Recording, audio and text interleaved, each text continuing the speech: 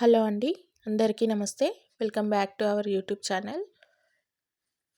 అందరూ ఎలా ఉన్నారు? బాగున్నారా? ఈరోజు మన ఛానల్లో చూపించబోయే రెసిపీ వచ్చేసి బయట హోటల్ స్టైల్లో మైసూర్ బోండాలని ఎలా చేసుకోవాలన్నది నేను ఈ వీడియోలో చూపించబోతున్నాను. ఇంకెందుకు, మనం వీడియోలోకి వెళ్ళిపోదామా? పదండి. ఫస్ట్ వచ్చేసి ఒక గిన్నె తీసుకొని దీంట్లో మైదా పిండిని తీసుకుంటున్నాను. మైదాలో కొంచెం జీలకర్ర, కొంచెం వాము, ఉప్పు,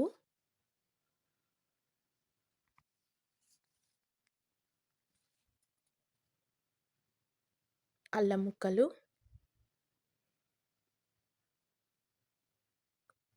పెరుగు. ఈ అల్లం ముక్కలు, జీలకర్ర, వాము, ఉప్పు, పెరుగు వేసుకొని నేను పిండిని కలుపుకుంటున్నాను.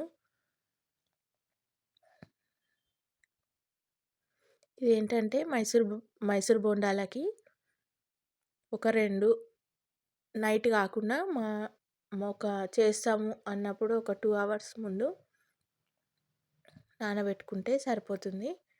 అయితేనే బోండాలు చాలా బాగా వస్తాయి. లేకపోతే బోండాలు బాగుండవు. సడన్గా చేస్తే అంత బాగుండవు. టేస్ట్ బాగానే ఉంటాయి కానీ అంత బాగా రావు. ఒక 2 అవర్స్ ముందు నానబెట్టుకుంటే బాగుంటుంది. ఇలా మైసూర్ బోండాల పిండిని మాత్రం చాలా మసాజ్ చేసుకోవాల్సి ఉంటుంది. ఎంత బాగా పిండిని కలుపుకుంటే అంత బాగా వస్తుంది. ఇలా నేను చూపించే విధంగా పిండిని బాగా కలుపుకొని ఒక 2 అవర్స్ అలా నానబెట్టుకోవాలి.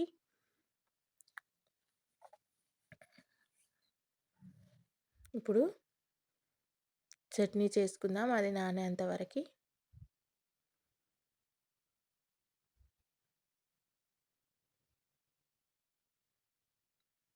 పల్లీలు వేయించుకుంటున్నాను.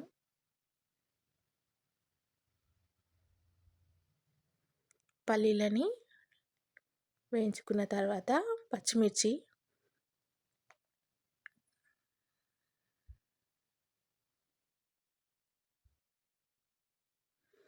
ఈ మైసూర్ బోండాలకి కాంబినేషన్ మాత్రం కొబ్బరి చట్నీతో చాలా టేస్టీగా ఉంటుంది.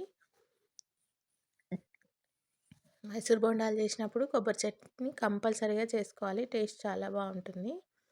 ఇప్పుడు పల్లీలు, పచ్చిమిర్చి వేసుకున్నాం కదా. తర్వాత పచ్చి కొబ్బరి, ఉప్పు, అల్లం వెల్లుల్లి పేస్ట్ వేసుకొని మిక్సీ పట్టుకుంటున్నాను. ఇలా చట్నీని మిక్సీ పట్టుకున్న తర్వాత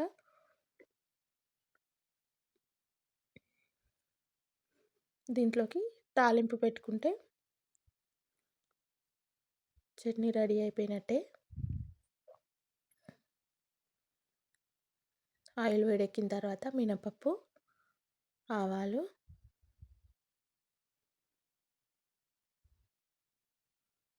జీలకర్ర, కరివేపాకు, కొత్తిమీర వేసుకొని తాలింపులో వేసుకుంటే చట్నీ రెడీ అయిపోయినట్టే. ఎప్పుడైనా చట్నీకి తాలింపు ఉంటేనే టేస్ట్ బాగుంటుంది. మామూలుగా అయినా టేస్ట్ బాగుంటుంది కానీ చూడ్డానికి మాత్రం తాలింపు పెడితేనే బాగుంటుంది.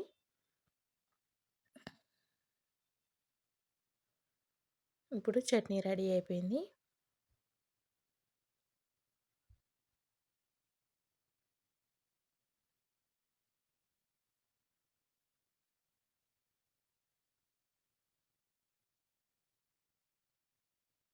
ఇప్పుడు దీన్నంతా పూర్తిగా కలుపుకొని కొంచెం చట్నీ పల్చగా కాకుండా మీడియంగా గట్టిగానే ఉంచుకోవాలి. పల్చగా చేసుకుంటే బోండాలకు బాగుండదు. ఇడ్లీలకి దానికి మాత్రం ఇడ్లీకి, దోశకి చట్నీ పల్చగా ఉంటే బాగుంటుంది. దీనికి మాత్రం బాగుండదు. ఇప్పుడు ఈ నానిన పిండిలో ఉల్లిపాయ ముక్కలు, పచ్చిమిర్చి ముక్కలు, పచ్చి కొబ్బరి తురుము, కొంచెం సాల్ట్ వేసుకొని నానిన తర్వాత ఇవన్నీ వేసుకొని 2 అవర్స్ తర్వాత వీటిని అన్నింటిని వేసుకొని కలుపుకుంటున్నాను. పచ్చి కొబ్బరి తురుము, అల్లం ముక్కలు మైసూర్ బోండాలలో చాలా బాగుంటాయి. ఇవి లేకపోయినా కూడా చేసుకోవచ్చు, బాగానే ఉంటుంది. కానీ ఉంటే మాత్రం కంపల్సరీగా వేసుకోవాలి. ఇప్పుడు ఆయిల్ వేడెక్కిన తర్వాత బోండాలను వేసుకుంటున్నాను. ఇలా నేను వేసే విధంగా బోండాలు వేస్తే రౌండ్గా వస్తాయి.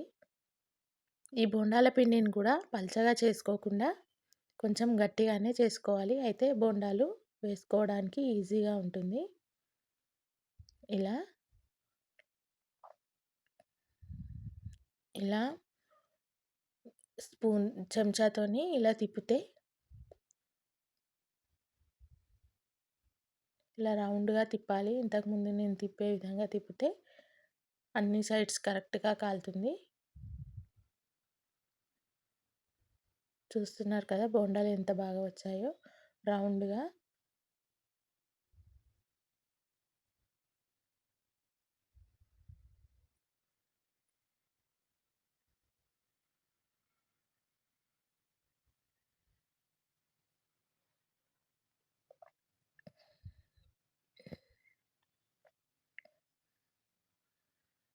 ఎప్పుడైనా బోండాలని ఇలా నేను వేసే విధంగా మాత్రమే వేసుకోవాలి.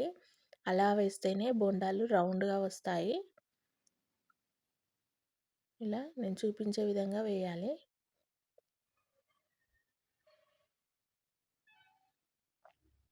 ఈ బొటన వేలు సైడ్ నుంచి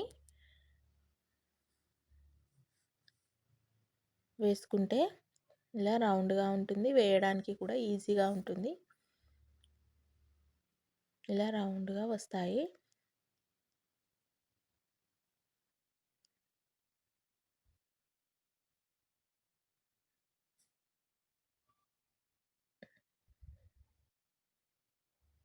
ఇలా తిప్పితే అన్ని వైపులా కరెక్ట్గా కాలుతుంది, అందుకే అలా తిప్పాలి.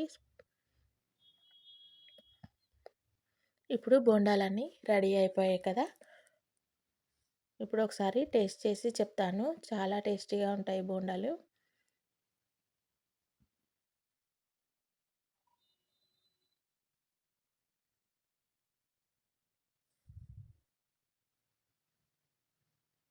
వేడిగా ఉన్నాయి కదా, కాలుతుంది. ఇప్పుడు చూస్తున్నారు కదా లోపల కూడా ఎంత బాగా వచ్చిందో.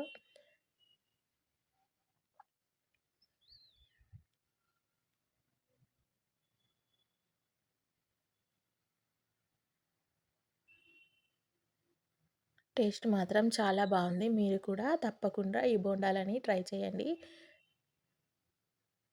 ట్రై చేసిన తర్వాత ఎలా ఉన్నాయన్నది నాకు తప్పకుండా కామెంట్ చేయండి. ఈ వీడియో కనుక మీకు నచ్చినట్టయితే నా ఛానల్ని లైక్ చేయండి, షేర్ చేయండి, సబ్స్క్రైబ్ చేసుకోండి. Thank you.